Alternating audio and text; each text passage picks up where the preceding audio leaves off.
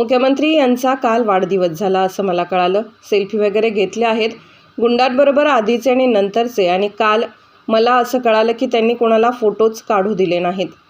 Photo आणि video काल ban होते, तरीसुद्धा ते आमच्याकडे आहेत. महाराष्ट्रातील कायदा व सुव्यवस्था हा सध्या गंभीर चिंतेचा विषय आहे. त्याहीपेक्षा या महाराष्ट्रामध्ये निष्क्रिय गृहमंत्री लादले आहेत, हा त्यापेक्षा चिंतेचा विषय आहे. काल पुण्यामध्ये अजित पवार, तिथे पालकमंत्री आहेत, तिथे ज्येष्ठ पत्रकार निखिल वागळे, ॲडव्होकेट असीम सरोदे व विश्वंभर चौधरी या राज्यातले सामाजिक चळवळीतले 3 प्रमुख लोक, पत्रकार, वकील व सामाजिक कार्यकर्ते या राज्यामध्ये ठिकठिकाणी सहभागी घेत आहेत. अनेक ठिकाणी त्यांच्या सभा उधळण्याचा प्रयत्न केला, त्यांना धमक्या देण्यात आल्या, त्यांना जीवे मारण्याच्या संदर्भात काही प्रयत्न झाले. काल मात्र लोकमान्य टिळक आणि महात्मा फुले यांच्या पुण्यात हे आंदोलनाचे नेतृत्व करणाऱ्या यातील लोकांवर हल्ला झाला. त्यांना ठार मारण्याचा प्रयत्न झाला. त्याचा धिक्कार करावा तेवढा थोडाच.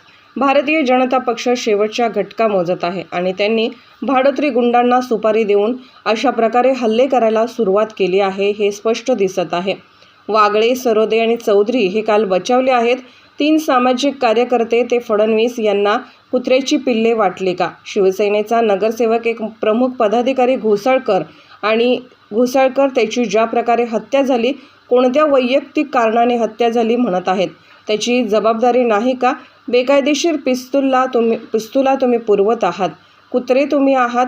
दिल्लीत जाऊन शेपटी हलवत आहात आणि महाराष्ट्रात मराठी माणसावर भुंकत आहात.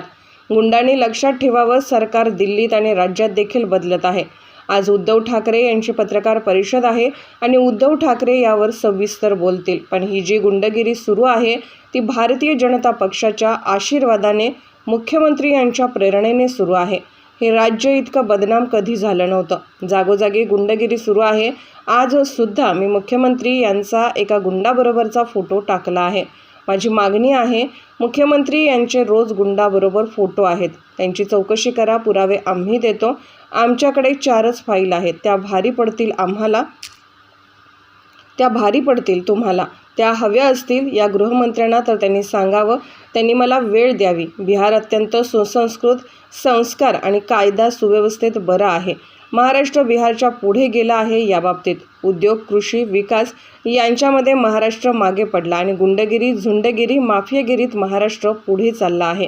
त्याचे कारण या राज्याचे मुख्यमंत्री, या राज्याचे गृहमंत्री, उपमुख्यमंत्री हे गुंडांना पाठीशी घालत आहेत. मुख्यमंत्र्यांचा काल वाढदिवस झाला असं कळलं. सेल्फी वगैरे घेतलेले आहेत गुंडांबरोबर, आधीचे नंतरचे. आणि काल मला असं कळलं की त्यांनी कोणाला फोटोच काढू दिले नाहीत. फोटो आणि व्हिडिओ बॅन होता काल, बरोबर ना? पण तरी सुद्धा ते आमच्याकडे आहेत. काही फोटो.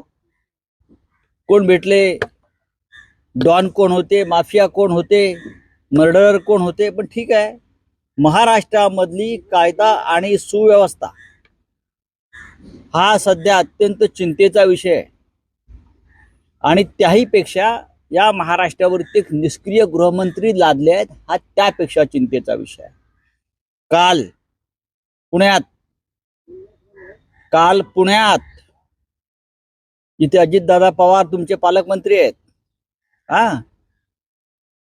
काय झालं काल आपण पाहिलं असेल. ज्येष्ठ पत्रकार निखिल वागळे, ॲडव्होकेट असीम सरोदे, विश्वंभर चौधरी हे या राज्यातले सामाजिक चळवळीतले 3 प्रमुख लोक, पत्रकार, वकील, सामाजिक कार्यकर्ते हे या राज्यामध्ये निर्भय बनो आंदोलनाच्या माध्यमातून ठिकठिकाणी सभा घेतात.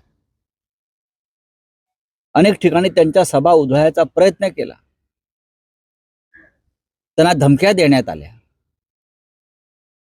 त्यांना जीवे मारण्याच्या संदर्भात काही प्रयत्न झाले या काळात.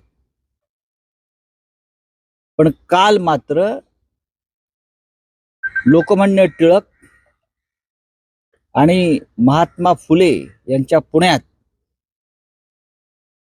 हे निर्भय बनो आंदोलनाचं नेतृत्व करणाऱ्या या 3 लोकांवरती जो हल्ला झाला, निर्घृण हल्ला झाला, त्यांना ठार मारण्याचा प्रयत्न झाला, त्याचा धिक्कार करावा तेवढा थोडाच.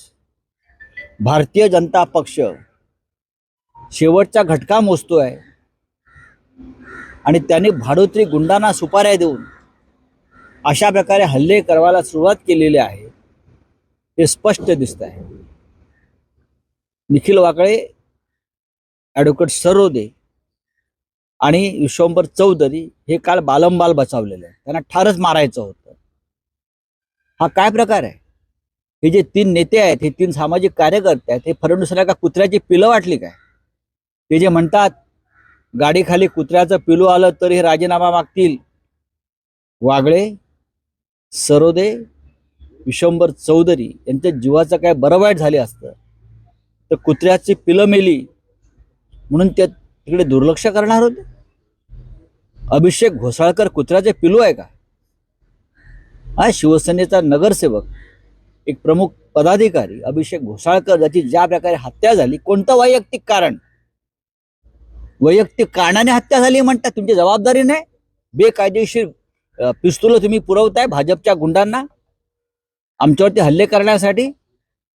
अभिषेक घोसाळकर पिलू आहे, त्याची पत्नी, त्याची लहान मुलगी, त्याचे माता पिता हे कुत्र्याची पिल्लं आहेत. अरे कुत्रे तुम्ही आत दिल्लीत जाऊन शेपट्या हलवताय आणि महाराष्ट्रातून मराठी माणसावर भुंकताय. एक लक्षात घ्या, या भारतीय जनता पक्षाला महाराष्ट्रामध्ये अखेरची घरघर लागलेली आहे. या भाजपच्या गुंडाने एक लक्षात ठेवावं की सरकार दिल्लीतलंही बदलत आहे, राज्यातलाही बदलत आहे. तेव्हा हल्लेखोरांचा जो माज आहे तो आम्ही आमच्या पद्धतीने उतरवू. आज उद्धव ठाकरे यांची 12:30 वाजता पत्रकार परिषद आहे आणि माननीय उद्धव ठाकरे त्याच्यावरती सविस्तरपणे बोलतील. पण ही जी गुंडगिरी सुरू आहे, भारतीय जनता पक्षाच्या आशीर्वादानं, मुख्यमंत्री मिंद्यांच्या प्रेरणेनं सुरू आहे. हे राज्य इतकं बदनाम कधीच झालं नव्हतं. जागोजाग गुंडगिरी सुरू आहे. आज सुद्धा मी मुख्यमंत्र्यांच्या एका गुंडाबरोबरचा फोटो टाकलेला आहे. जन्मठेप, खून, अपहरण, हत्या. आज सुद्धा मुख्यमंत्र्यांबरोबर सेल्फी काढतायत महात्मा. काही दिसत नाही? गृहमंत्र्यांना दिसत नाही? गृहमंत्र्यांनी FIR दाखल केला पाहिजे मुख्यमंत्र्यावर. खरं म्हणजे रोज गुंडांबरोबर फोटो येत आहेत. गुंडांच्या साथीनं राज्य चालवतायत. काय करतोय गृहमंत्री? माझी मागणी आहे, मुख्यमंत्र्यांचे जे गुंडांबरोबर जे फोटो रोज येत आहेत, त्यांचे जे असोसिएशन गुंडांबरोबर आहे, SIT स्थापन करून त्याची चौकशी करा मुख्यमंत्र्यांची. पुरावे आम्ही देतो. तुमच्याकडले गाडीभर पुरावे जे आहेत तुम्ही कुठे घातलेत आम्हाला माहित नाही, अजित पवार विषयी किंवा यांच्या शिंद्यांविषयी. पण आमच्याकडले पुरावे जे आहेत ना, आम्ही गाडीभर म्हणत नाही, आमच्याकडे 4च फायली आहेत, त्या भारी पडतील या महाराष्ट्रावर.